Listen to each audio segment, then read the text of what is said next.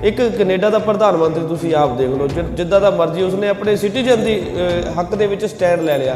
ਜਦੋਂ ਸਿੱਧੂ ਮੂਸੇਵਾਲਾ ਸੀ ਉਹਦੇ ਤੇ ਵੀ ਸਵਾਲੀਆ ਨਿਸ਼ਾਨ ਖੜਾ ਕੀਤਾ ਜਾਂਦਾ ਸੀ ਖਾਲਿਸਤਾਨੀ ਕਹਿ ਕੇ। ਇਦਾਂ ਹੀ ਸ਼ੁਭਨੀਤ ਜਿਹੜਾ ਸਭ ਤੋਂ ਛੋਟੀ ਉਮਰ ਦਾ ਆਪਾਂ ਕਹਿ ਸਕਦੇ ਸਿੰਗਰ ਹੈ, ਅੱਜ ਉਹਨੇ ਆਪਣੇ ਇੰਡੀਆ ਦਾ ਪੰਜਾਬ ਦਾ ਨਾਮ ਰੋਸ਼ਨ ਕੀਤਾ ਹੋਇਆ, ਬਿਲਬੋਰਡ ਤੇ ਉਹਦਾ ਨਾਮ ਹੈ। ਸਿੱਧੂ ਮੂਸੇਵਾਲਾ ਤੋਂ ਬਾਅਦ ਉਹਨੂੰ ਵੀ ਕਿਤੇ ਨਾ ਕਿਤੇ ਖਾਲਿਸਤਾਨੀ ਕਹਿ ਕੇ ਸੰਬੋਧਨ ਕੀਤਾ ਜਾਂਦਾ। ਕੋਈ ਵੀ ਸਿੱਖ ਜੋ ਕਿ ਪਗੜੀਧਾਰੀ ਹੈ, ਅਗਰ ਉਹ ਕਿਸੇ ਮੁਕਾਮ ਤੇ ਆ ਜਾਂਦਾ ਹੈ, ਚਾਹੇ ਉਹ ਸਿੱਧੂ ਮੂਸੇਵਾਲਾ ਹੈ, ਚਾਹੇ ਉਹ ਸ਼ੁਭਨੀਤ ਹੈ, ਚਾਹੇ ਉਹ ਕੋਈ ਵੀ ਹੈ, अगर कोई पगड़ीधारी किसी मुकाम पर पहुँच जाता, स्टार बन जाता, कि ਉਹਦੇ ਉੱਤੇ ਖਾਲਿਸਤਾਨੀ ਦਾ ਟੈਗ ਲਾਣਾ ਜ਼ਰੂਰੀ ਹੈ? ਕ੍ਰਿਕਟ ਦੀ ਦੁਨੀਆ 'ਚ ਦੀ ਗੱਲ ਕੀਤੀ ਜਾਵੇ ਤੇ ਅਰਸ਼ਦੀਪ ਸਿੰਘ ਦੇ ਕੋਲੋਂ ਇੱਕ ਕੈਚ ਛੁੱਟਿਆ ਸੀ ਕ੍ਰਿਕਟ ਦੇ ਵਿੱਚ ਤੇ ਉਹਨੂੰ ਵੀ ਖਾਲਿਸਤਾਨੀ ਕਿਹਾ ਗਿਆ ਸੀ। ਦੱਸੋ ਉਹੀ ਤੇ ਇਹੀ ਤੇ ਇਤਰਾਜ਼ ਦੇ ਕਿ ਕੋਈ ਪੱਗ ਵਾਲਾ ਬੰਦਾ ਇਹਨਾਂ ਨੂੰ ਕਿ ਖਾਲਿਸਤਾਨੀ ਦੇ ਰੂਪ ਦੇ ਵੀ ਕਿਤੇ ਕਿਉਂ ਦਿਖਦਾ ਹੈ। ਹੁਣ ਇਹ ਵਿਰੋਧੀ ਧਿਰ ਤਾਂ ਕਹਿੰਦੇ ਹੁੰਦੇ ਸੀ ਜਦੋਂ ਸਾਂਸਦ ਰਵਨੀਤ ਬਿੱਟੂ ਐਕਟਿਵ ਸੀਗੇ ਆਪਣੀ ਸੱਤਾ ਦੇ ਵਿੱਚ ਸੀ, ਉਦੋਂ ਤਾਂ ਲੋਕਾਂ ਦੇ ਫੋਨ ਹੀ ਨਹੀਂ ਚੱਕਦੇ ਹੁੰਦੇ। ਬਿਲਕੁਲ ਜੀ, ਕੋਈ ਫੋਨ ਮੈਨੂੰ ਦੱਸੋ ਤੁਸੀਂ। ਅੱਜ ਉਹ ਬਿਓਰਾ ਲੈਂਦੇ ਫਿਰਦੇ ਆ, ਕਦੀ ਸੜਕਾਂ ਤੇ ਤੇ ਕਦੀ ਦੇਖੋ ਜੀ, ਹੁਣ ਫੰਡਾਂ ਜਿਹੜੀਆਂ ਆਈਆਂ ਨੇ ਉਹ ਦੱਸਣੀਆਂ ਨਹੀਂ, ਜਿਹੜੀ ਖਾਧੀਆਂ ਨੇ ਹੁਣ ਲੋਕਾਂ ਅੱਗੇ ਦੱਸਣ ਮੈਂ ਇੱਥੇ ਫਲਾਣਾ ਦਿੱਤਾ। ਕਦੇ ਵੀ ਕੋਈ ਇਸਨੇ ਕਦੇ ਚੱਜ ਦੀ ਗੱਲ ਨਹੀਂ ਕੀਤੀ। ਕਹਿੰਦਾ ਕਿ ਗੁਰਦੁਆਰੇ ਦੇ ਵਿੱਚ ਨਸ਼ੇ ਦਾ ਕਾਰੋਬਾਰ ਚੱਲਦਾ। ਮੇਰੀ ਐਸਜੀਪੀਸੀ ਨੂੰ ਵੀ ਬੇਨਤੀ ਆ, ਮੇਰੀ ਜਥੇਬੰਦੀਆਂ ਨੂੰ ਬੇਨਤੀ ਆ ਕਿ ਇਸ ਦਾ ਪੱਕੇ ਤੌਰ ਤੇ ਮੱਖੂ ਬੰਨਿਆ ਜਾਵੇ। ਪਿਛਲੇ ਦਿਨੀ ਜਸਟਿਨ ਟਰੂਡੋ ਵੱਲੋਂ ਇੱਕ ਬਿਆਨ ਦਿੱਤਾ ਜਾਂਦਾ ਹੈ ਕੈਨੇਡੀਅਨ ਪਾਰਲੀਮੈਂਟ ਦੇ ਵਿੱਚ। ਦੱਸਿਆ ਜਾਂਦਾ ਕਿ ਹਰਦੀਪ ਨਿੱਜਰ ਦੀ ਜਿਹੜੀ ਗੋਲੀ ਮਾਰ ਕੇ ਹੱਤਿਆ ਹੁੰਦੀ ਹੈ ਤੇ ਜਿਹੜੇ ਇਲਜ਼ਾਮ ਹੁੰਦੇ ਹੈ ਉਹ ਭਾਰਤੀ ਏਜੰਟਾਂ ਤੇ ਲਗਾਏ ਜਾਂਦੇ ਆ। ਹਾਲਾਂਕਿ ਇਸ ਚੀਜ਼ ਦਾ ਕੋਈ ਪੁਖਤਾ ਜਿਹੜੇ ਸਬੂਤ ਉਸ ਵੇਲੇ ਟਰੂਡੋ ਕੋਲ ਨਹੀਂ ਸੀ, ਪਰ ਉਸ ਤੋਂ ਬਾਅਦ ਕਿਤੇ ਨਾ ਕਿਤੇ ਜਿਹੜੇ ਹਾਲਾਤ ਨੇ ਇੰਡੀਆ ਅਤੇ ਕੈਨੇਡਾ ਦੇ ਹਾਲਾਤ ਵਿਗੜਦੇ ਹੋਏ ਨਜ਼ਰ ਆਏ, ਜਿਹਦੇ ਨਾਲ ਦੀ ਨਾਲ ਹੀ ਰਿਲੇਟਡ ਅਗਰ ਗੱਲ ਕੀਤੀ ਜਾਵੇ ਸਿੰਗਰ ਸ਼ੁਭਨੀਤ ਦੀ, ਕਿਤੇ ਨਾ ਕਿਤੇ ਉਹ ਵੀ ਵਿਵਾਦਾਂ ਦੇ ਘੇਰੇ 'ਚ ਨੇ। ਸੋ ਅੱਜ ਇਸੇ ਗੱਲ ਦੇ ਸੰਬੰਧਿਤ ਸਾਡੇ ਨਾਲ ਸਟੂਡੀਓ ਵਿੱਚ ਮੌਜੂਦ ਨੇ ਗਿਆਨੀ ਅਲਖ ਸਿੰਘ ਜੀ, ਜੋ ਕਿ ਇੱਕ NGO ਵੀ ਚਲਾਉਂਦੇ ਨੇ ਔਰ ਜਿਹੜੇ ਸਿੱਖ ਧਰਮ ਦੇ ਕੌਮ ਦੇ ਕੰਮਾਂ ਦੇ ਵਿੱਚ ਹਮੇਸ਼ਾ ਅੱਗੇ ਵੱਧ ਚੜ ਕੇ ਕੰਮ ਕਰਦੇ ਨੇ। ਰਿੰਕੂ ਗਾਂਧੀ ਜੀ ਵੀ ਇਹਨਾਂ ਨੂੰ ਕਹਿੰਦੇ ਨੇ। ਸਤਿ ਸ਼੍ਰੀ ਅਕਾਲ ਵੀਰ ਜੀ। ਵਾਹਿਗੁਰੂ ਜੀ ਕਾ ਖਾਲਸਾ, ਵਾਹਿਗੁਰੂ ਜੀ ਕੀ ਫਤਿਹ ਜੀ। ਵੀਰ ਜੀ, ਜਿਵੇਂ ਤੁਹਾਨੂੰ ਪਤਾ ਹੈ ਕਿ ਪਿਛਲੇ ਦਿਨੀ ਟਰੂਡੋ ਦਾ ਬਿਆਨ ਆਇਆ ਸੀ, ਉਸ ਤੋਂ ਬਾਅਦ ਜਿਹੜੇ ਇੰਡੀਆ ਤੇ ਕੈਨੇਡਾ ਦੇ ਜਿਹੜੇ ਹਾਲਾਤ ਸੀ ਕਾਫੀ ਤਣਾਅਪੂਰਨ ਹੋ ਗਏ ਸੀ। ਕੀ ਕਹਿਣਾ ਚਾਹੁੰਦੇ ਹੋ ਇਸ ਬਾਰੇ? ਉਹਦੇ ਵਿੱਚ ਬਿਆਨ ਦੇਖੋ ਜੀ, ਕੋਈ ਵੀ ਕਿਸੇ ਵੀ ਦੇਸ਼ ਦਾ ਸਿਟੀਜ਼ਨ ਆ ਕੋਈ ਵੀ, ਉਹ ਆਪਣੇ ਸਿਟੀਜ਼ਨ ਦੀ ਗੱਲ ਕਰਦਾ। ਹੁਣ ਜਿਹੜਾ ਹਰਦੀਪ ਨਿੱਜਰ ਆ ਉਹ ਤੋਂ ਗੁਰਦੁਆਰੇ ਦਾ ਪ੍ਰਧਾਨ ਵੀ ਸੀ ਤੇ ਉਹ ਤੋਂ ਕੈਨੇਡਾ ਦਾ ਜਿਹੜਾ ਇੱਕ ਮਤਲਬ ਕਹਿ ਸਕਦੇ ਆ ਕਿ ਸਿਟੀਜ਼ਨ ਸੀਗਾ।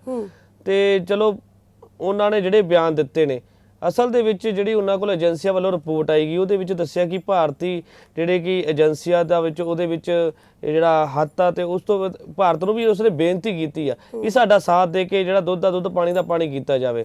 ਤੇ ਇਹ ਹੁਣ ਜਿਹੜਾ ਮੁੱਦਾ ਆ ਇੱਕ ਬਿਆਨ ਦੇ ਮੁੱਦੇ ਨਾਲ ਤੇ ਇਹ ਬਹੁਤ ਜਿਹੜਾ ਮੁੱਦਾ ਭੱਗ ਗਿਆ ਇੱਕ ਦੂਜੇ ਨਾਲ। ਤੁਹਾਨੂੰ ਪਤਾ ਮੀਡੀਆ ਦੇ ਉੱਤੇ ਇੱਕ ਤਾਂ ਜਿਹੜੀ ਤੁਹਾਡੀ ਮੀਡੀਆ ਇਹ ਤਾਂ ਚਲੋ ਪੰਜਾਬ ਦੀ ਮੀਡੀਆ, ਇੱਕ ਗੋਦੀ ਮੀਡੀਆ ਜਿਹੜੀ ਦਿਖਾ ਰਹੀ ਆ ਉਹ ਬਹੁਤ ਗਲਤ ਦਿਖਾ ਰਹੀ ਆ।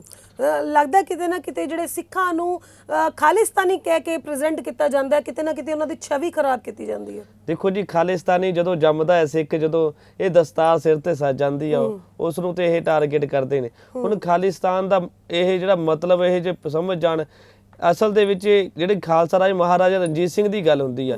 ਇਹ ਖਾਲਿਸਤਾਨੀ ਨਕਸਲਵਾਦੀ ਆਤੰਕਵਾਦੀ ਕਹਿ ਕੇ ਟਾਰਗੇਟ ਕਰਦੇ ਨੇ।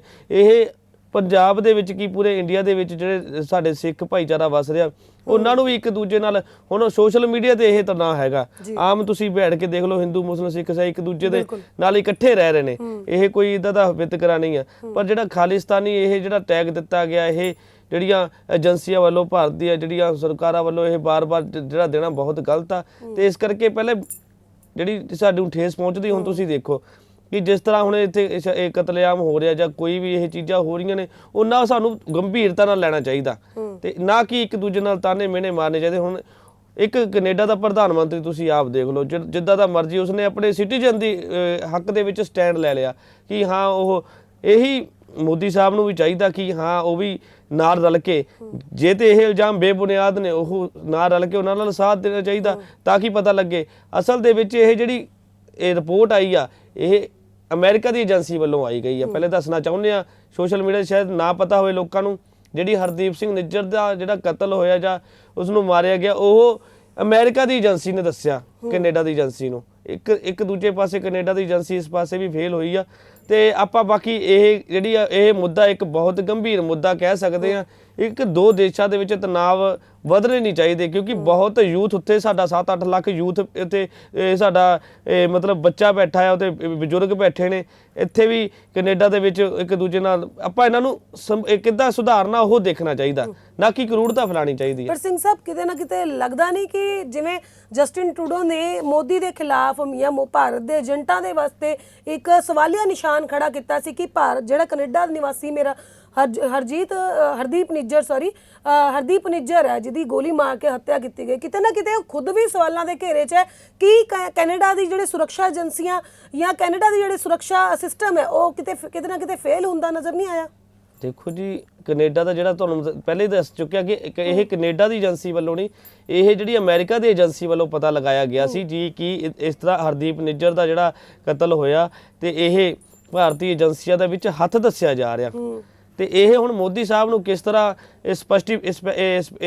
ਸਪਸ਼ਟ ਕਰਨਾ ਚਾਹੀਦਾ ਜਾਂ ਉਹਨਾਂ ਦੀ ਏਜੰਸੀਆਂ ਜਿੱਦਾਂ ਡਿਪਲੋਮੈਟ ਨੇ ਉਸ ਨੂੰ ਬਾਹਰ ਭੇਜਿਆ, ਇਹਨਾਂ ਨੇ ਵੀ ਕੈਨੇਡਾ ਦੇ ਡਿਪਲੋਮੈਟ ਨੂੰ ਚੱਕ ਕੇ ਬਾਹਰ ਕਰਤਾ। ਮਤਲਬ ਇਹ ਇੱਕ ਖਿੱਚੋਤਾਣ ਜੀ ਚੱਲਦੀ ਪਈ ਆ। ਸਿਰਫ ਦੋ ਦੇਸ਼ਾਂ ਨੂੰ ਬੈਠ ਕੇ ਗੱਲ ਕਰਨੀ ਚਾਹੀਦੀ ਆ ਕਿ ਜਿਹੜਾ ਹੋਇਆ ਅੱਜ ਕੈਨੇਡਾ ਨੇ ਤਾਂ ਸਟੈਂਡ ਲੈ ਲਿਆ ਹਰਦੀਪ ਨਿੱਜਰ ਬਾਰੇ।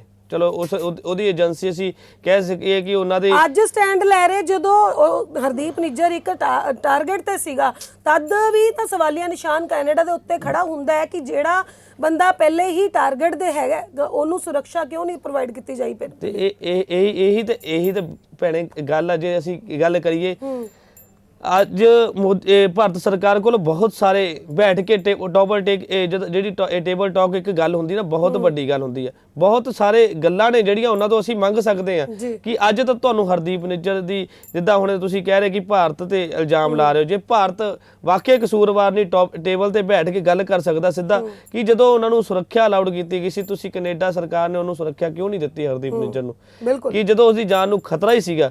ਤੇ ਇਹ ਗੱਲ ਇੱਥੇ ਨਹੀਂ ਲੁਕਦੀ, ਹੋਰ ਵੀ ਅੱਗੇ ਨਿਕਲਦੀਆਂ ਨੇ। ਇਸ ਤੋਂ ਪਹਿਲੇ ਹੁਣ ਤੁਸੀਂ ਉਸਨੇ ਤਾਂ ਹਰਦੀਪ ਨਿੱਜਰ ਬਾਰੇ ਗੱਲ ਕਰ ਲਈ ਕਿੰਨਾ, ਤੇ ਪੰਜਾਬ ਦੇ ਵਿੱਚ ਵੀ ਸਿੱਧੂ ਮੂਸੇਵਾਲੇ ਦਾ ਕਤਲ ਹੋਇਆ। ਕਿੱਡਾ ਮਤਲਬ ਵਰਲਡ ਦਾ ਫੇਮਸ ਜਿਹੜਾ ਸਿੰਗਰ ਕਹਿ ਸਕਦੇ ਆ, ਪੂਰੀ ਗੋਰੇ ਤੱਕ ਰੋਏ ਸੀ ਉਸਦੇ ਮਰਨ ਤੇ ਉਹਦੇ ਬਾਰੇ ਹਾਲੇ ਤੱਕ ਕੋਈ ਪੁਖਤਾ ਪ੍ਰਬੰਧ ਨਹੀਂ। ਯੂਐਨਓ ਨੂੰ ਵੀ ਰਿਪੋਰਟ ਹਾਲੇ ਤੱਕ ਕਿਸੇ ਨੇ ਮੇਰੇ ਹਿਸਾਬ ਨਾਲ ਕੀਤੀ ਨਹੀਂ। ਕਾਂਗਰਸ ਦੇ ਵੀ ਲੀਡਰ ਬੜੇ ਕਰਦੇ ਫਿਰਦੇ ਸੀ। ਜਦੋਂ ਸਿੱਧੂ ਮੂਸੇਵਾਲਾ ਸੀ ਉਹਦੇ ਤੇ ਵੀ ਸਵਾਲੀਆ ਨਿਸ਼ਾਨ ਖੜਾ ਕੀਤਾ ਜਾਂਦਾ ਸੀ ਖਾਲਿਸਤਾਨੀ ਕਹਿ ਕੇ, ਜਦ ਕਿ ਸਿੱਧੂ ਮੂਸੇਵਾਲੇ ਨੇ ਬਿਲਬੋਰਡ ਤੱਕ ਆਪਣਾ ਨਾਮ ਦਰਜ ਕਰਵਾਇਆ।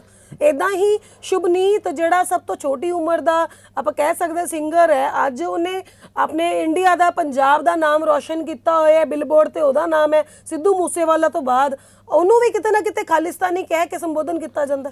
ਅਸਲ ਦੇ ਵਿੱਚ ਇਹੀ ਤਾਂ ਤਰਾਸਦੀ ਰਹੀ ਹੈ ਜੀ ਹੁਣ ਤੱਕ।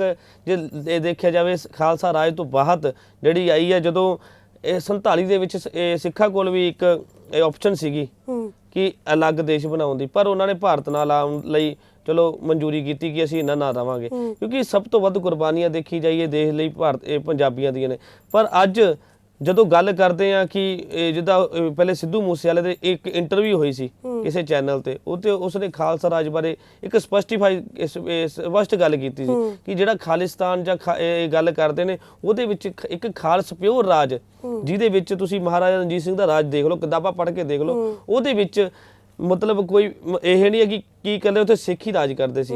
ਉੱਥੇ ਇੱਕ ਮਤਲਬ ਬਾਹਮਣ ਜਾਤੀ ਦਾ ਉੱਥੇ ਜਿਹੜਾ ਉਹ ਖਜ਼ਾਨਚੀ ਸੀਗਾ, ਉਸ ਤੋਂ ਬਾਅਦ ਇੱਕ ਮੁਸਲਿਮ ਸਮਾਜ ਦਾ ਉਹ ਸੈਨਾਪਤੀ ਸੀਗਾ, ਉਹ ਸਾਰੀ ਸੈਨਾ ਨੂੰ ਸਾਂਭਦਾ ਸੀਗਾ। ਮਤਲਬ ਅਲੱਗ-ਅਲੱਗ ਜਾਤਾਂ ਦੇ ਲੋਕ ਉੱਥੇ ਮਤਲਬ ਇੱਦਾਂ ਰਾਜ ਕਰਦੇ ਸੀ ਕਿ ਹਰੇਕ ਨੂੰ ਖੁੱਲ੍ਹ ਸੀ ਆਪਣੇ ਧਰਮ ਜਾਤ ਪਾਤ ਲਈ, ਮਤਲਬ ਪ੍ਰਚਾਰ ਕਰਨ ਲਈ, ਆਪਣਾ ਸਭ ਕੁਝ ਕਰਨ ਲਈ। ਅੱਜ ਕੀ ਹੋ ਰਿਹਾ ਉਹ ਟਾਈਮ ਤੇ ਅੱਜ ਦੇ ਟਾਈਮ ਅਸੀਂ ਕਹਿੰਦੇ ਕਿ ਰਾਜ ਕਰੋ, ਤੁਸੀਂ ਵੀ ਕਰੋ, ਚਾਹੇ ਭਾਰਤ ਸਰਕਾਰ ਦੇ ਜਿਹੜੇ ਨੁਮਾਇੰਦੇ ਉਹ ਵੀ ਸੁਣਦੇ ਹੋਣਗੇ ਕਿ ਰਾਜ ਤੁਸੀਂ ਵੀ ਕਰੋ ਉਹਨਾਂ ਵਰਗਾ, ਉਹ ਜਿਹੜੇ ਪੁਰਖੇ ਦੀ ਕਿਤਾਬਾਂ ਪੜ੍ਹ ਲਓ ਕਿ ਹਾਂ ਵਾਕਿਆ ਉਹਨਾਂ ਨੇ ਰਾਜ ਕੀਤਾ ਸੀ। ਤੁਹਾਨੂੰ ਲੱਗਦਾ ਹੈ ਮਹਾਰਾਜਾ ਰਣਜੀਤ ਸਿੰਘ ਵਰਗਾ ਰਾਜ ਕੋਈ ਕਰ ਸਕਦਾ? ਬਿਲਕੁਲ ਨਹੀਂ ਜੀ। 500 ਸਾਲ ਦੇ ਹਾਲ ਤੱਕ ਦੇ ਵਰਲਡ ਗਿਨੀਜ਼ ਬੁੱਕ ਦੇ ਵਿੱਚ ਕਿ 500 ਸਾਲ ਇੱਕ ਮਤਲਬ ਇਦਾਂ ਦਾ ਰਾਜਾ ਕੀ ਨਾ ਹੋਣਾ ਨਾ ਹੋਇਆ। ਬਿਲਕੁਲ ਮਹਾਰਾਜਾ ਰਣਜੀਤ ਸਿੰਘ ਦੇ ਟਾਈਮ ਤੇ ਜਿਹੜੀ ਆਪਣੀ ਪੰਜਾਬ ਦੀ ਪੜ੍ਹਾਈ ਸੀ ਉਹ ਇੰਗਲੈਂਡ ਦੀ ਪੜ੍ਹਾਈ ਦੇ ਬਰਾਬਰ ਸੀ। ਇੱਥੇ ਦੀ ਉਦੋਂ ਇਕਨੋਮੀ ਜਿਹੜੀ ਸੀਗੀ ਉਹ ਵੀ ਬਹੁਤ ਤਗੜੇ ਲੈਵਲ ਤੇ ਸੀਗੀ, ਔਰ ਮਹਾਰਾਜਾ ਰਣਜੀਤ ਸਿੰਘ ਦੇ ਟਾਈਮ ਤੇ ਕਦੀ ਵੀ ਕੁੜੀਆਂ ਨਾਲ ਬਦਸਲੂਕੀ ਨਹੀਂ ਹੋਈ ਸੀ। ਇਦਾਂ ਦਾ ਰਾਜ ਕਿਉਂ ਨਹੀਂ ਲੈ ਕੇ ਆਉਂਦੇ? ਫਿਰ ਸਵਾਲ ਉੱਥੇ ਹੀ ਖੜਾ ਹੁੰਦਾ ਹੈ ਕਿ ਅਗਰ ਕੋਈ ਵੀ ਸਿੱਖ ਜੋ ਕਿ ਪਗੜੀਧਾਰੀ ਹੈ, ਅਗਰ ਉਹ ਕਿਸੇ ਮੁਕਾਮ ਤੇ ਆ ਜਾਂਦਾ ਹੈ, ਚਾਹੇ ਉਹ ਸਿੱਧੂ ਮੂਸੇਵਾਲਾ ਹੈ, ਚਾਹੇ ਉਹ ਸ਼ੁਭਨੀਤ ਹੈ, ਚਾਹੇ ਉਹ ਕੋਈ ਵੀ ਹੈ, ਅਗਰ ਕੋਈ ਪਗੜੀਧਾਰੀ ਕਿਸੇ ਮੁਕਾਮ ਤੇ ਪਹੁੰਚ ਜਾਂਦਾ, ਸਟਾਰ ਬਣ ਜਾਂਦਾ, ਕੀ ਉਹਦੇ ਉੱਤੇ ਖਾਲਿਸਤਾਨੀ ਦਾ ਟੈਗ ਲਾਣਾ ਜ਼ਰੂਰੀ ਹੈ? ਦੇਖੋ ਜੀ, ਸ਼ੁਭ ਦੀ ਜਿਹੜੀ ਗੱਲ ਆ, ਸਿੱਧੂ ਮੂਸੇਵਾਲੇ ਨੇ ਚਲੋ ਖਾਲਸਾ ਰਾਜ ਦੀ ਇੱਕ, ਉਸ ਤੋਂ ਬਾਅਦ ਉਹਦੀ ਹੱਤਿਆ ਹੀ ਹੋ ਗਈ, ਕਿਉਂਕਿ ਇਹ ਦੀਪ ਸਿੰਘ ਸਿੱਧੂ ਨੇ ਗੱਲ ਕਹੀ ਸੀ ਕਿ ਸਿਰ ਕੱਢ ਕੇ ਤਾਂ ਦੇਖੋ, ਆਪਣੇ ਹੱਕ ਮੰਗ ਕੇ ਤਾਂ ਦੇਖੋ, ਤੁਹਾਨੂੰ ਜਿਉਂਦਾ ਨਹੀਂ ਛੱਡਣਗੇ। ਇਹ ਜਿਹੀਆਂ ਚੀਜ਼ਾਂ ਹੁੰਦੀਆਂ ਨੇ। ਦੂਜੇ ਪਾਸੇ ਜੇ ਗੱਲ ਕੀਤੀ ਜਾਵੇ ਸ਼ੁਭ ਦੀ, ਇੱਕ ਸਿੰਗਰ ਆ, ਕੈਨੇਡਾ ਦੇ ਵਿੱਚ ਉਹ ਰਹਿ ਰਿਹਾ, ਚਲੋ ਉਹਦਾ ਬੰਬੇ ਸ਼ੋਅ ਲੱਗਣਾ ਸੀਗਾ, ਵੋਟ ਦੇ ਨਾਲ ਉਹਨਾਂ ਦੀ ਜਿਹੜੀ ਐਗਰੀਮੈਂਟ ਸੀਗਾ, ਸਾਈਨਮੈਂਟ ਹੋਇਆ ਸੀਗਾ, ਤੇ ਜਦੋਂ ਇਹ ਗੱਲ ਹੋਈ ਉਸਨੇ ਕੀ ਕੀਤਾ ਸੀ, ਇੱਕ ਨਕਸ਼ਾ ਦੇ ਵਿੱਚ ਜਿਹੜੀ ਭਾਰਤ ਦਾ ਜਿਹੜਾ ਇਹ ਪੰਜਾਬ ਦਾ ਜਿਹੜਾ ਉੱਚ ਨਕਸ਼ਾ, ਉਹਦੇ ਵਿੱਚ ਉਸਨੇ ਲਿਖਿਆ ਤੇ ਲਾਈਟ ਬੰਦ ਕੀਤੀ ਸੀ, ਉਸਨੇ ਪ੍ਰੇ ਫॉर ਪੰਜਾਬ ਲਿਖਿਆ ਸੀ, ਕਿਉਂਕਿ ਪੰਜਾਬ ਦੇ ਵਿੱਚ ਹਾਲਾਤ ਹੀ ਇਦਾਂ ਦੇ ਬਣੇ ਹੋਏ ਨੇ। ਜੇ ਕੋਈ ਜਾਗਦੀ ਜ਼ਮੀਰ ਵਾਲਾ ਸਮਝ ਸਕਦਾ ਕਿ ਪੰਜਾਬ ਦੇ ਵਿੱਚ ਤੁਸੀਂ ਜਿੱਦਾਂ ਦੇ ਇੱਥੇ ਦੇ ਲੀਡਰ ਨੇ, ਇਹ ਬਰਸਾਤੀ ਡੱਡੂ ਵਾਂਗੂ ਨਿਕਲ ਕੇ ਆਉਂਦੇ ਨੇ ਅੱਗੇ, ਤੇ ਬਰਸਾਤੀ ਡੱਡੂ ਜਿੱਦਾਂ ਮੀਂਹ ਪੈਣ ਤੇ ਬਾਹਰ ਆਉਂਦੇ ਨੇ, ਇਹ ਵੋਟਾਂ ਹੋਣ ਤੇ ਬਾਹਰ ਆਉਂਦੇ ਨੇ, ਉਦਾਂ ਇਹਨਾਂ ਨੂੰ ਮੁੱਦੇ ਨਹੀਂ ਦਿਖਦੇ। ਉਹੀ ਸ਼ੁਭ ਨੇ ਇੱਕ ਪੋਸਟ ਹੀ ਪਾਈ ਸੀ, ਉਸਨੇ ਥੋੜੀ ਦੇਰ ਬਾਅਦ ਉਹ ਨਕਸ਼ਾ ਡਿਲੀਟ ਕਰਤਾ, ਬਸ। ਹੋਰ ਉਸਨੇ ਕੀ ਕੀਤਾ, ਉਹਦੇ ਪੋਸਟਰ ਤੱਕ ਪਾੜੇ ਗਏ, ਕਦੀ ਗਾਣਿਆਂ ਦੇ ਵਿੱਚ ਵੀ ਕੁਝ ਇਹੋ ਜਿਹਾ ਨਹੀਂ ਨਜ਼ਰ ਆਇਆ, ਕੋਈ ਨਹੀਂ, ਤੇ ਉਹਦੇ ਪੋਸਟਰ ਤੱਕ ਪਾੜੇ ਗਏ, ਉਸਨੂੰ ਖਾਲਿਸਤਾਨੀ ਕਹਿ ਕੇ ਟੈਗ ਕੀਤਾ ਗਿਆ, ਉਸਨੂੰ ਐਡਾ ਟਾਰਗੇਟ ਕਰਦੇ ਪਏ ਨੇ, ਉਹਦੇ ਸ਼ੋਅ ਤੱਕ ਕੈਂਸਲ ਕੀਤੇ ਗਏ। ਪਿਛਲੇ ਦਿਨੀ ਵੀ ਇੱਕ ਕ੍ਰਿਕਟ ਦੀ ਦੁਨੀਆ ਦੀ ਗੱਲ ਕੀਤੀ ਜਾਵੇ ਤੇ ਅਰਸ਼ਦੀਪ ਸਿੰਘ ਦੇ ਕੋਲੋਂ ਇੱਕ ਕੈਚ ਛੁੱਟਿਆ ਸੀ ਕ੍ਰਿਕਟ ਦੇ ਵਿੱਚ, ਤੇ ਉਹਨੂੰ ਵੀ ਖਾਲਿਸਤਾਨੀ ਕਿਹਾ ਗਿਆ ਸੀ। ਦੱਸੋ, ਇਹੀ ਤੇ ਇਤਰਾਜ਼ ਦੇ ਕਿ ਕੋਈ ਪੱਗ ਵਾਲਾ ਬੰਦਾ ਇਹਨਾਂ ਨੂੰ ਕਿ ਖਾਲਿਸਤਾਨੀ ਦੇ ਰੂਪ ਦੇ ਵੀ ਕਿਉਂ ਦਿਖਦਾ ਹੈ। ਜਦੋਂ ਕਰੋਨਾ ਆਉਂਦਾ, ਜਦੋਂ ਲੋਕਡਾਊਨ ਆਉਂਦਾ, ਜਦੋਂ ਇਹ ਸਾਹਾਂ ਦੀਆਂ ਬਿਮਾਰੀਆਂ ਚੱਲਦੀਆਂ, ਆਕਸੀਜਨ ਇਹ ਡੋਨੇਟ ਕੀਤੀ ਜਾਂਦੀ ਹੈ, ਜਾਂ ਕੁਝ ਵੀ ਹੁੰਦਾ ਹੈ ਪੰਜਾਬ ਜਾਂ ਇੰਡੀਆ ਦੇ ਪੂਰੇ ਵਰਲਡ ਦੇ ਆਪਤਾ ਆਉਂਦੀ ਹੈ, ਉਦੋਂ ਹੀ ਦਸਤਾਰ ਵਾਲੇ ਬੰਦੇ ਕਿੱਦਾਂ ਇਹਨਾਂ ਨੂੰ ਸਿੰਪੈਥੀ ਲਈ ਜਾਂ ਹੋਰ ਚੀਜ਼ਾਂ ਲਈ ਦਿਖਦੇ ਨੇ, ਉਦੋਂ ਕਿਉਂ ਨਹੀਂ ਇਹ ਖਾਲਿਸਤਾਨੀ ਦਿਖਦੇ? ਕਿਤੇ ਨਾ ਕਿਤੇ ਸ਼ਾਇਦ ਜਿਹੜੀਆਂ ਸਿਆਸਤਦਾਨ ਨੇ ਉਹਨਾਂ ਨੂੰ ਪਤਾ ਕਿ ਪੱਗਾਂ ਵਾਲੇ ਭਾਰੀ ਪੈ ਸਕਦੇ ਨੇ, ਇਸ ਕਰਕੇ ਉਹਨਾਂ ਦਾ ਨਾਮ ਨਿਸ਼ਾਨ ਖਤਮ ਕਰਨਾ ਚਾਹੁੰਦੇ ਨੇ। ਬਿਲਕੁਲ ਜੀ, ਇਹ ਸਿਰਫ ਪੰਜਾਬ ਦੇ ਜਿਹੜੇ ਇੱਥੇ ਨੁਮਾਇੰਦੇ ਨੇ ਨਾ, ਮੈਨੂੰ ਨਹੀਂ ਲੱਗਦਾ ਕਿ ਪੰਜਾਬ ਦਾ ਕੋਈ ਵੀ ਨੁਮਾਇੰਦਾ, ਇੱਕ ਦੋ ਨੂੰ ਛੱਡ ਕੇ, ਕਿ ਕੋਈ ਵੀ ਨੁਮਾਇੰਦਾ ਕਿ ਪੰਜਾਬ ਦੇ ਹੱਕਾਂ ਦੀ ਗੱਲ ਕਰਦਾ, ਉਹ ਤਾਂ ਦਿੱਲੀ ਦਾ ਚਮਚਾ ਬਣਿਆ ਹੋਇਆ। ਇਹ ਤੇ ਆਪ ਪੰਜਾਬ ਨੂੰ ਆਪਣੇ ਹੱਥੋਂ ਵੇਚਦੇ ਨੇ। ਜੇ ਗੱਲ ਕੀਤੀ ਜਾਵੇ, ਇਹ ਤੇ ਕਹਿੰਦੇ ਨਾ, ਸਿੱਖ ਨੂੰ ਸਿੱਖ ਨਾ ਮਾਰੇ ਤੇ ਸਿੱਖ ਕੌਮ ਕਦੇ ਨਾ ਹਾਰੇ। ਇੱਥੇ ਸਾਡੇ ਹੀ ਜਿਹੜੇ ਪੱਗਾਂ ਬੰਨ੍ਹ ਕੇ, ਪੱਗ ਫਸਾ ਕੇ ਸਿਰ ਤੇ, ਮੈਂ ਪੱਗਾਂ ਬੰਨ੍ਹ ਕੇ ਨਹੀਂ ਕਹੂੰਗਾ ਕਿਉਂਕਿ ਪੱਗ ਸਜਾਣੀ ਹੋਰ ਹੁੰਦੀ ਹੈ, ਜਿਹੜੇ ਪੱਗ ਸਿਰ 'ਚ ਫਸਾ ਕੇ ਦਿੱਲੀ ਦੀ ਦਲਾਲੀ ਕਰਦੇ ਨੇ ਉਹ ਹੋਰ। ਇੱਕ ਇਹਨਾਂ ਦੇ ਵਿੱਚੋਂ ਰਮਨੀਤ ਬਿੱਟੂ ਦੀ ਜਿਹੜੀ ਗੱਲ ਕੀਤੀ, ਮੈਂ ਉੱਤੇ ਆਣ ਹੀ ਲੱਗੀ ਸੀ। ਹਾਂਜੀ, ਰਮਨੀਤ ਬਿੱਟੂ, ਤੁਸੀਂ ਪਿੱਛੇ ਕਰਕੇ ਇੱਕ ਪਾਰਲੀਮੈਂਟ ਲੋਕ ਸਭਾ 'ਚ ਉਸਨੇ ਇੱਕ ਬਿਆਨ ਦਿੱਤਾ ਕਿ ਇਹ ਜਿਹੜੀ ਗੁਰਦੁਆਰਿਆਂ ਦੇ ਵਿੱਚ ਨਸ਼ੇ ਦਾ ਕਾਰੋਬਾਰ ਚੱਲਦਾ। ਵੀਡੀਓ ਤੁਹਾਨੂੰ ਮੈਂ ਸੈਂਡ ਕਰਾਂਗਾ। ਵੀਡੀਓ ਦੇ ਵਿੱਚ ਉਸਨੇ ਦੱਸਿਆ, ਲੋਕ ਸਭਾ ਦਾ ਤੁਸੀਂ ਸਰਚ ਮਾਰ ਕੇ ਦੇਖ ਲਿਓ, ਜਿਹੜਾ ਉਹ ਸੈਸ਼ਨ ਹੋਇਆ ਸੀ, ਕਿ ਜਿਹੜੀ ਟਰੋਡੋ ਦੇ ਗੱਲ ਕਰ ਰਿਹਾ ਸੀ ਕਿ ਜਿਹੜਾ ਗੁਰਦੁਆਰਿਆਂ ਦੇ ਵਿੱਚੋਂ ਨਸ਼ੇ ਦਾ ਕਾਰੋਬਾਰ ਚੱਲਦਾ। ਪਹਿਲੇ ਮੈਨੂੰ ਇਹ ਅਸਲ ਦੇ ਵਿੱਚ ਰਿਹਾ ਬੇਅੰਤੇ ਦਾ ਹੀ ਪੁੱਤਾ, ਇਹ ਜਿਹੜਾ ਉਸਨੇ ਆਪਣੇ ਰਾਜ ਦੇ ਵਿੱਚ ਸਿੱਖਾਂ ਨਾਲ ਕੀਤਾ ਸੀ, ਉਹੀ ਹੁਣ ਇਹ ਸਿੱਖਾਂ ਦੇ ਇਹ ਦੁਸ਼ਮਣ ਨੇ। ਇਹਨਾਂ ਦੇ DNA ਦੇ ਵਿੱਚ ਹੀ ਇਹ ਚੀਜ਼ਾਂ ਨੇ। ਇਹ ਬੰਦਾ 10 ਸਾਲ ਲੁਧਿਆਣੇ ਦਾ MP ਰਿਹਾ, 10 ਸਾਲ ਪੂਰੇ ਹੋਣ ਵਾਲੇ ਨੇ, ਤੇ 5 ਸਾਲ ਇਹ ਅਨੰਦਪੁਰ ਸਾਹਿਬ ਰਿਹਾ, 15 ਸਾਲ ਇਸਨੇ MP ਦੀ ਇਹ ਮਤਲਬ ਪੋਸਟ ਸਾਂਭੀ ਆ। ਇਹਦੇ ਕੋਲ ਕਿੰਨੀ ਫੰਡਿੰਗ ਆਈ ਆ? ਮੇਰੀ CM ਸਾਹਿਬ ਮਾਨ ਸਾਹਿਬ ਨੇ ਬਹੁਤ ਵੱਡਾ ਗੰਭੀਰ ਮੁੱਦਾ ਹੈ, ਤੇ ਮੇਰੀ ED ਸਾਹਿਬ ਜੇ ਕੋਈ ਸੁਣਦੇ ਹੋਣ, ਜਿਹੜੀ ਰੇਡਾਂ ਹੁੰਦੀਆਂ ਨੇ, ਕਿ ਇਹਦੇ ਘਰ ਇਹਦੀ ਸਾਰੀ ਜਿਹੜੀ ਪ੍ਰਾਪਰਟੀ ਦਾ ਬਿਊਰਾ ਲਿੱਤਾ ਜਾਵੇ, ਇਹਦੀ ਜਿਹੜੀ ਜਿੰਨੀ ਪ੍ਰਾਪਰਟੀ ਆ, ਜਿੰਨੀ ਇਹਦੀ ਫੰਡ ਆ, ਪਤਾ ਲਗਾਇਆ ਜਾਵੇ। ਲੁਧਿਆਣੇ ਦੇ ਵਿੱਚ 1 ਇੰਚ ਦਾ ਕੰਮ ਨਹੀਂ ਹੋਇਆ। ਪੁਲ ਵੀ ਆਪਣੀ ਜਗ੍ਹਾ ਖੜੇ ਨੇ ਜਾਂ ਹੋਰ ਵੀ। ਹੁਣ ਇਹ ਵਿਰੋਧੀ ਧਿਰ ਤਾਂ ਕਹਿੰਦੇ ਹੁੰਦੇ ਸੀ, ਜਦੋਂ ਸਾਂਸਦ ਰਵਨੀਤ ਬਿੱਟੂ ਐਕਟਿਵ ਸੀਗੇ, ਆਪਣੀ ਸੱਤਾ ਦੇ ਵਿੱਚ ਸੀ, ਉਦੋਂ ਤਾਂ ਲੋਕਾਂ ਦੇ ਫੋਨ ਹੀ ਨਹੀਂ ਚੱਕਦੇ ਹੁੰਦੇ। ਬਿਲਕੁਲ ਜੀ, ਕੋਈ ਫੋਨ। ਮੈਨੂੰ ਦੱਸੋ ਤੁਸੀਂ, ਅੱਜ ਉਹ ਬਿਊਰਾ ਲੈਂਦੇ ਫਿਰਦੇ ਆ, ਕਦੀ ਸੜਕਾਂ ਤੇ ਤੇ ਕਦੀ ਕਿਤੇ। ਦੇਖੋ ਜੀ, ਹੁਣ ਫੰਡਾਂ ਜਿਹੜੀਆਂ ਆਈਆਂ ਨੇ ਉਹ ਦੱਸਣੀਆਂ ਨਹੀਂ, ਜਿਹੜੀ ਖਾਧੀਆਂ ਨੇ ਹੁਣ ਲੋਕਾਂ ਅੱਗੇ ਦੱਸਣ ਨਹੀਂ, ਮੈਂ ਇੱਥੇ ਫਲਾਣਾ ਦਿੱਤਾ। ਮੇਰੇ ਹਿਸਾਬ ਨਾਲ ਜੇ CM ਮਾਨ ਸਾਹਿਬ ਵਾਕਈ ਵਧੀਆ ਬਦਲਾਅ ਵਾਲੀ ਸਰਕਾਰ ਜੇ ਉਹਨਾਂ ਨੇ ਚਲਾਈ ਆ, ਮੇਰੀ ਹੱਥ ਬਣ ਕੇ ਬੇਨਤੀ ਆ ਕਿ ਇੱਕ ਜਿਹੜੀ ਆ ਜਿਹੜੀ ਇਨਵੈਸਟੀਗੇਸ਼ਨ MP ਰਵਨੀਤ ਸਿੰਘ ਬਿੱਟੂ ਦੀ ਕੀਤੀ ਜਾਵੇ। ਜਿਹੜੀ ਇਹਦੀ 3 ਮੇਰੀ MP ਰਿਹਾ, ਉਹਦੀ ਜਿੰਨੀ ਫੰਡਿੰਗ ਆ, ਜਿੰਨੇ ਪੈਸੇ ਨੇ, ਜਿੰਨੇ ਸਰਕਾਰ ਵੱਲੋਂ ਇਹਨੂੰ ਸੈਂਟਰ ਗਵਰਨਮੈਂਟ ਵੱਲੋਂ ਮਿਲੇ ਨੇ, ਉਹ ਸਾਰੇ ਦਾ ਬਿਊਰਾ ਲਿੱਤਾ ਜਾਵੇ, ਤੇ ਲੁਧਿਆਣੇ ਦੇ ਵਿੱਚ ਇੱਕ ਸਰਵੇ ਕਰਵਾਇਆ ਜਾਵੇ ਕਿ ਇਸਨੇ ਕਿਹੜਾ ਇੱਥੇ ਕਾਰਜ ਕਰਾਇਆ।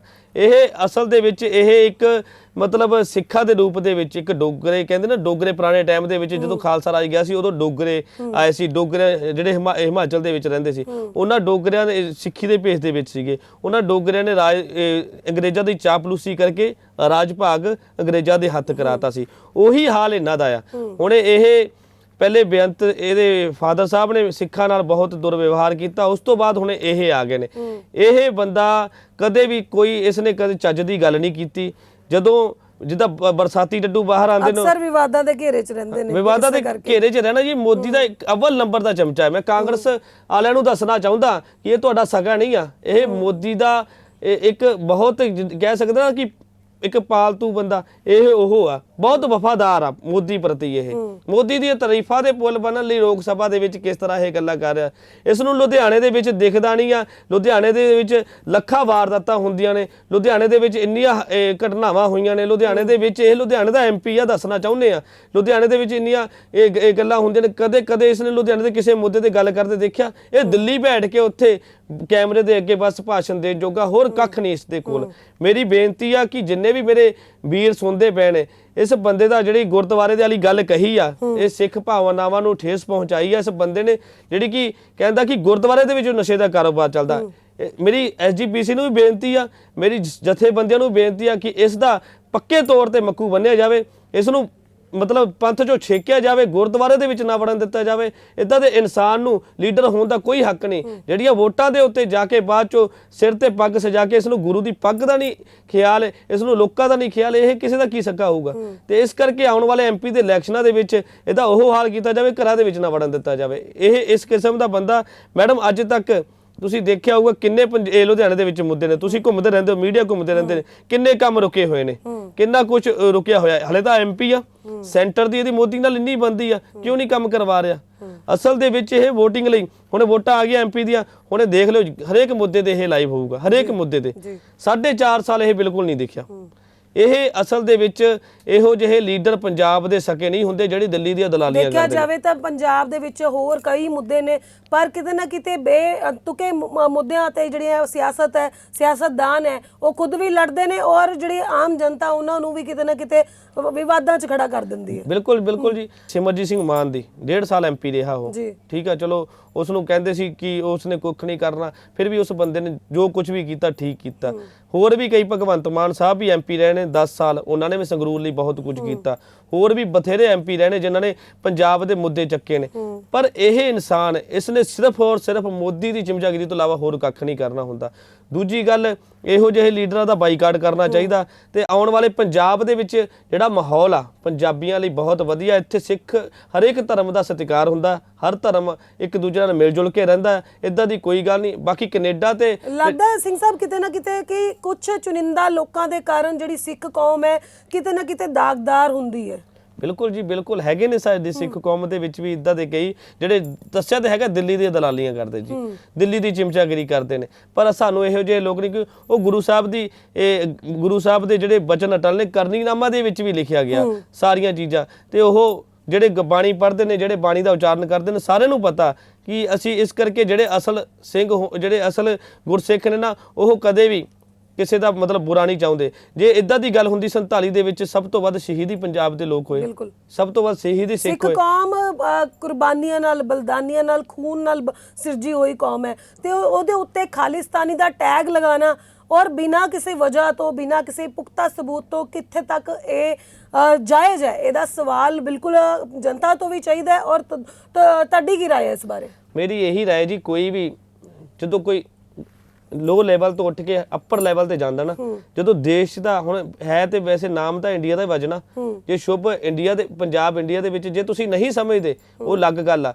ਅਸਲ ਦੇ ਵਿੱਚ ਆਉਂਦਾ ਤੇ ਪੰਜਾਬ ਇੰਡੀਆ ਦੇ ਵਿੱਚ, ਜੇ ਇਹ ਤੁਸੀਂ ਨਹੀਂ ਸਮਝਦੇ ਉਹ ਤਾਂ ਅਲੱਗ ਗੱਲ। ਬਾਕੀ ਇਹ ਆ ਕਿ ਜਦੋਂ ਕੋਈ ਪੱਗ ਵਾਲਾ ਬੰਦਾ ਬਿਲਬੋਰਡ ਤੇ ਚਮਕਦਾ ਆ, ਤੇ ਉਹ ਤੋਂ ਕਿਉਂ ਮਿਰਚਾਂ ਲੱਗਦੀਆਂ ਨੇ ਸਾਰਿਆਂ ਨੂੰ। ਤੇ ਇਹ ਬਿਲਕੁਲ ਗਲਤ ਆ। ਖਾਲਿਸਤਾਨੀ ਦਾ ਟੈਗ ਦੇਣਾ ਜਾਂ ਇਹ ਚੀਜ਼ਾਂ ਕਰਨੀਆਂ, ਇਹ ਬਹੁਤ ਗਲਤ ਆ। ਤੇ ਬਾਕੀ ਦੂਜੀ ਗੱਲ, ਜਦੋਂ ਇਹ ਲੋਕਡਾਊਨ ਆਉਂਦਾ, ਜਦੋਂ ਜਾਂ ਕੋਈ ਇਦਾਂ ਦੀ ਆਪਦਾ ਆਉਂਦੀ, ਹੜ੍ਹ ਆਉਂਦਾ ਆ, ਫਲੱਡ ਆਉਂਦੇ ਨੇ, ਜਾਂ ਕੋਈ ਵੀ ਗੱਲ ਹੁੰਦੀ ਆ, ਫਿਰ ਉਹਨਾਂ ਸਿੱਖਾਂ ਤੋਂ ਲੈਣਾ ਬੰਦ ਕਰ ਦੋ ਨਾ ਤੁਸੀਂ।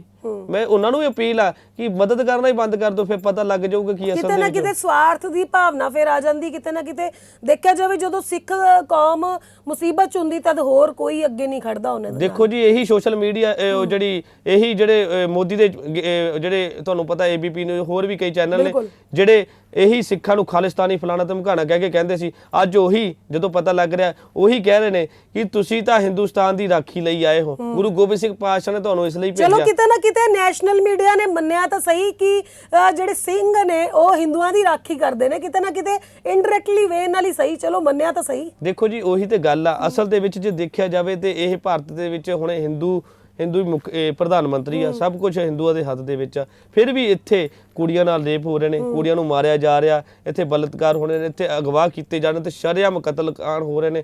ਇੱਥੇ ਮਣੀਪੁਰ ਦੇ ਵਿੱਚ ਕਿਸ ਤਰ੍ਹਾਂ ਕੁੜੀਆਂ ਨੂੰ ਤੁਸੀਂ ਦੇਖਿਆ ਨੰਗਾ ਨਾਚ ਨਚਾਇਆ ਬਿਲਕੁਲ ਗਿਆ। ਉਹੀ ਮੁੱਦਿਆਂ ਤੇ ਕਦੀ ਕਿਸੇ ਦਾ ਧਿਆਨ ਨਹੀਂ ਗਿਆ। ਬੇਤੁਕੇ ਮੁੱਦਿਆਂ ਤੇ ਹਮੇਸ਼ਾ ਸਾਰੇ ਲੜਦੇ ਹੁਣੇ ਨੇ। ਗੈਸ ਸਿਲੰਡਰ ਆ, ਮਹਿੰਗਾਈ ਇੰਨੀ ਵਧੀ ਹੋਈ ਆ, ਇਹੀ ਸਮ੍ਰਿਤੀ ਇਰਾਨੀ ਸੀ ਜਿਹੜੀ ਆ ਗੈਸ ਚੱਕ ਕੇ ਰੌਲਾ ਪਾਉਂਦੀ ਸੀ। ਹੁਣ ਸਮ੍ਰਿਤੀ ਇਰਾਨੀ ਕਿੱਥੇ ਗਈ? ਅਸਲ ਦੇ ਵਿੱਚ 1000 ਰੁਪਏ ਗੈਸ ਵਧਾ ਕੇ 200 ਘਟਾ ਦਿੱਤੀ ਜਾਵੇ, ਇਹਨਾਂ ਨੂੰ ਬਹੁਤ ਵਧੀਆ ਲੱਗਦਾ। ਇਸ ਕਰਕੇ ਮੇਰੀ ਬੇਨਤੀ ਆ ਕਿ ਜੇ ਤੇ ਪੰਜਾਬ ਪੂਰੇ ਇੰਡੀਆ ਦੇ ਵਿੱਚੋਂ ਇਹ ਬੀਜੇਪੀ ਦਾ ਵੀ ਬਾਈਕਾਟ ਕੀਤਾ ਜਾਵੇ, ਨਹੀਂ ਤਾਂ ਆਉਣ ਵਾਲੇ ਟਾਈਮ ਦੇ ਵਿੱਚ ਤੁਹਾਡਾ ਪੁਤੀਨ ਵਰਗਾ ਹਾਲ ਹੋਣਾ। ਪੁਤੀਨ ਦੇ ਵਿੱਚ ਤੁਸੀਂ ਦੇਖਿਆ ਰੂਸ ਦੇ ਵਿੱਚ ਇਲੈਕਸ਼ਨ ਨਹੀਂ ਹੁੰਦੇ, ਇੱਕ ਹੀ ਰਾਜ ਹੋ ਜਾਂਦਾ, ਉਹੀ ਇੱਥੇ ਹੋਣਾ ਜੇ ਅਸੀਂ ਨਾ ਜਾਗੇ। ਜੇ ਵੋਟ ਦੇਣੀ ਆ ਇਨਸਾਨ ਨੂੰ ਦੋ, ਪਾਰਟੀਆਂ ਨਾ ਦੇਖੋ, ਇਹੀ ਬੇਨਤੀ ਆ। ਕਿਤੇ ਨਾ ਕਿਤੇ ਵੀਰ ਜੀ ਇੱਕ ਸਵਾਲ ਹੋਰ ਹੈ, NIA ਦੇ ਵੱਲੋਂ ਜਿਹੜੀ ਗੁਰਪਤਵੰਤ ਸਿੰਘ ਪੰਨੂ ਦੀ ਜਿਹੜੀ ਪ੍ਰਾਪਰਟੀ ਹੈ ਉਹ ਸੀਜ਼ ਕੀਤੀ ਜਾ ਰਹੀ ਹੈ ਸੀ, ਅਤੇ ਸਵਾਲ ਇੱਥੇ NIA ਤੇ ਵੀ ਖੜਾ ਹੁੰਦਾ ਹੈ ਕਿ ਪਹਿਲੇ ਇੰਨੇ ਚਿਰ ਤੋਂ ਉਹਨਾਂ ਦਾ ਧਿਆਨ ਨਹੀਂ ਗਿਆ ਇਸ ਬਾਰੇ। ਮੈਂ ਤੁਹਾਨੂੰ ਦੱਸਣਾ ਚਾਹੁੰਦਾ ਜੀ, ਇਹੀ ਤਾਂ ਤਰਾਸਦੀ ਰਹੀ ਆ ਕਿ ਅੱਜ ਜੇ ਕੋਈ ਇਦਾਂ ਦੀ ਗੱਲ ਨਿਕਲ ਕੇ ਸਾਹਮਣੇ ਆਈ ਹੈ, ਗੁਰਪਤਵੰਤ ਪੰਨੂ ਤਾਂ ਪਤਾ ਨਹੀਂ ਕਦੋਂ ਦਾ ਐਕਟਿਵ ਹੋਇਆ, ਉਦੋਂ ਪ੍ਰਾਪਰਟੀ ਸੀਲ ਕਰ ਦਿੰਦੇ। ਅੱਜ ਕਿਉਂ ਕੀਤੀ? ਕਿਉਂਕਿ ਅੱਜ ਇਹਨਾਂ ਦੇ ਇਲਜ਼ਾਮ ਲੱਗ ਗਏ ਨੇ, ਅੱਜ ਇਹਨਾਂ ਦਾ ਮੁਕਟਾ ਸਾਹਮਣੇ ਆ ਗਿਆ। ਇਹ ਜਿਹੜੇ ਮੋਦੀ ਸਰਕਾਰ ਦਾ ਜਿਹੜੇ ਹੈਗੇ ਨੇ ਇਹਨਾਂ ਦੇ ਬੰਦੇ, ਜਿਹੜੇ ਕਿ ਵਾਕਿਆ ਹੀ ਜੇ ਇਹ ਨਹੀਂ ਕਤਲ ਇਹਨਾਂ ਨੇ ਕਰਾਇਆ ਜਾਂ ਨਹੀਂ ਇਹਨਾਂ ਦੀ ਏਜੰਸੀਆਂ ਨੇ ਕਰਾਇਆ, ਸਪਸ਼ਟ ਸਾਹਮਣੇ ਆਉਣ। ਜਿਹੜਾ ਬੰਦਾ ਸੱਚਾ ਹੁੰਦਾ ਸਾਹਮਣੇ ਆਉਂਦਾ। ਠੀਕ ਆ, ਹੁਣ ਇਹ ਸਿੱਧੂ ਮੂਸੇਵਾਲੇ ਦੀ ਗੱਲ ਆਈ ਸੀ, ਜਦੋਂ ਉਹਨਾਂ ਨੇ ਦੱਸਿਆ ਸੀ ਕਿ ਮਿੱਢੂ ਖੇੜੇ ਦੇ ਬਾਰੇ ਉਸਨੇ ਗੱਲ ਕੀਤੀ ਸੀ, ਸਰੇਆਮ ਸਾਹਮਣੇ ਆਇਆ ਸੀ ਕਿ ਭਾਈ ਮੇਰਾ ਕੋਈ ਕਸੂਰ ਨਹੀਂ ਸੀਗਾ। ਠੀਕ ਆ, ਹੁਣ ਇਹ ਚੀਜ਼ਾਂ ਹੁੰਦੀਆਂ ਨੇ ਜਦੋਂ ਕੋਈ ਗੱਲਾਂ ਸਮਝਣ ਵਾਲਾ ਹੋਵੇ। ਤੇ ਇਸ ਕਰਕੇ ਜਦੋਂ ਇਹ ਗੱਲ ਹੁਣ ਇਹਨਾਂ ਤੇ ਆਈ ਆ, ਹੁਣ ਇਹ ਈਡੀ ਦੀਆਂ ਰੇਡਾਂ ਮਰਵਾਉਣੀਆਂ ਸ਼ੁਰੂ ਕਰ। ਅਸਲ ਦੇ ਵਿੱਚ ਇਹਨਾਂ ਦਾ ਕੰਮ ਕੀ ਆ? ਜਿੱਦਾਂ ਅੰਮ੍ਰਿਤਪਾਲ ਤੋਂ ਬਾਅਦ ਹੁਣ ਇਹ ਬਾਰ-ਬਾਰ ਇੱਥੇ ਸਹਿਮ ਦਾ ਮਾਹੌਲ ਬਣਾ ਰਹੇ ਨੇ ਕਿ ਈਡੀ ਦੀਆਂ ਰੇਡਾਂ ਮਰਵਾ ਕੇ ਇਹ ਕਰਦੀ, ਪਰ ਸੱਚ ਕਦੇ ਦਾ ਬਣਾਲਾ ਨਹੀਂ ਹੁੰਦਾ। ਉਸ ਗੁਰੂ ਸਾਹਿਬ ਦੇ ਤੋਂ ਉੱਪਰ ਕੋਈ ਨਹੀਂ ਆ, ਤੇ ਇਸ ਕਰਕੇ ਜਿਹੜੀ ਸੱਚਾਈ ਆ ਉਹ ਸਾਹਮਣੇ ਆਈ ਜਾਂਦੀ ਆ। ਅੱਜ ਨਹੀਂ ਤੇ ਕੱਲ ਨਹੀਂ ਤੇ ਕਦੋਂ ਨਾ ਕਦੋਂ ਤਾਂ ਸਾਹਮਣੇ ਆਊਗੀ। ਸੋ ਕੁੱਲ ਮਿਲਾ ਕੇ ਸਿੱਟਾ ਇਹੀ ਨਿਕਲਦਾ ਹੈ ਕਿ ਪਗੜੀਧਾਰੀ ਜਿਹੜਾ ਵੀ ਸਿੰਘ ਅਗਰ ਉਹ ਚੜ ਜਾਂਦਾ ਹੈ, ਕਿਤੇ ਨਾ ਕਿਤੇ ਉਹਨਾਂ ਨੂੰ ਖਾਲਿਸਤਾਨੀ ਕਹਿ ਕੇ ਨਵਾਜ਼ਣਾ, ਉਹਨਾਂ ਦੀ ਬੇਪਤੀ ਕਰਨਾ ਇੱਕ ਹਿਸਾਬ ਦੀ ਕਹਿ ਸਕਦੇ ਹਾਂ, ਜਾਂ ਉਹਨਾਂ ਤੇ ਸਵਾਲੀਆ ਨਿਸ਼ਾਨ ਖੜਾ ਕਰਨਾ, ਕਿਤੇ ਨਾ ਕਿਤੇ ਇਹ ਗਲਤ ਹੈ। ਔਰ ਤੁਹਾਡੀ ਕੀ ਰਾਏ ਹੈ ਇਸ ਬਾਰੇ ਕਮੈਂਟ ਸੈਕਸ਼ਨਾਂ ਦੇ ਵਿੱਚ ਜ਼ਰੂਰ ਦੱਸਣਾ ਕਿ ਤੁਸੀਂ ਵੀ ਮੰਨਦੇ ਹੋ ਕਿ ਕੋਈ ਪਗੜੀਧਾਰੀ ਅਗਰ ਸਕਸੈਸ ਦੇ ਉੱਚੇ ਮੁਕਾਮ ਤੇ ਪਹੁੰਚ ਜਾਂਦਾ ਹੈ ਤੇ ਉਹ ਖਾਲਿਸਤਾਨੀ ਹੋ ਜਾਂਦਾ ਹੈ। ਇਹਦਾ ਸਵਾਲ ਦਾ ਜਵਾਬ ਜ਼ਰੂਰ ਦੇਣਾ। ਹਾਂਜੀ ਸਿੰਘ ਸਾਹਿਬ ਕੁਝ ਕਹਿਣਾ ਇਹ ਵੀ ਪੁੱਛਣਾ ਚਾਹੁੰਦਾ ਕਿ ਸ਼ੁਭ ਨੇ ਕੋਈ ਇਦਾਂ ਦਾ ਬਿਆਨ ਦਿੱਤਾ ਹੋਵੇ, ਜਾਂ ਸਿੱਧੂ ਮੂਸੇਵਾਲੇ ਨੇ ਇਦਾਂ ਦਾ ਬਿਆਨ ਦਿੱਤਾ ਹੋਵੇ, ਜਾਂ ਕੋਈ ਵੀ ਇਦਾਂ ਦਾ ਜਿਸ ਦੇ ਖਾਲਿਸਤਾਨੀ ਦਾ ਟੈਗ ਲੱਗਿਆ, ਮੈਨੂੰ ਇਦਾਂ ਦਾ ਬਿਆਨ ਦੱਸ ਦਿਓ ਲਿਆ ਕੇ। ਇਹ ਸਵਾਲ ਬਿਲਕੁਲ ਬਹੁਤ ਵੱਡਾ ਸਵਾਲ ਹੈ, ਕਿਉਂਕਿ ਇਹਦੇ ਨਾਲ ਸਿੱਖ ਜਿਹੜੀ ਕੌਮ ਹੈ ਉਹਦੇ ਕਿਤੇ ਨਾ ਕਿਤੇ ਸਵਾਲਾਂ ਦੇ ਕਟਾਰੇ 'ਚ ਆ ਜਾਂਦੀ ਹੈ। ਸੋ ਇਸ ਕਰਕੇ ਆਪਣੀ ਜਿਹੜੀ ਰਾਏ ਹੈ, ਤੁਹਾਡੀ ਰਾਏ ਬਹੁਤ ਜ਼ਰੂਰੀ ਹੈ ਸਾਡੇ ਲਈ। ਸੋ ਆਪਣੇ ਜਿਹੜੇ ਵਿਚਾਰ ਹੈ ਜ਼ਰੂਰ ਕਮੈਂਟ ਸੈਕਸ਼ਨਾਂ ਦੇ ਵਿੱਚ ਦੱਸਣਾ ਕਿ ਤੁਸੀਂ ਵੀ ਪਗੜੀਧਾਰੀ ਸਿੱਖ ਜਿਹੜਾ ਵੀ ਸਕਸੈਸ ਨੂੰ ਪਾ ਲੈਂਦਾ ਹੈ ਉਹਨੂੰ ਖਾਲਿਸਤਾਨੀ ਮੰਨਦੇ ਹੋ। ਬਹੁਤ ਬਹੁਤ ਸ਼ੁਕਰੀਆ, ਤੁਸੀਂ ਸਟੂਡੀਓ 'ਚ ਆਏ, ਆਪਣੇ ਵਿਚਾਰ ਸਾਂਝੇ ਕੀਤੇ। ਧੰਨਵਾਦ। ਵਾਹਿਗੁਰੂ ਜੀ ਕਾ ਖਾਲਸਾ, ਵਾਹਿਗੁਰੂ ਜੀ ਕੀ ਫਤਿਹ।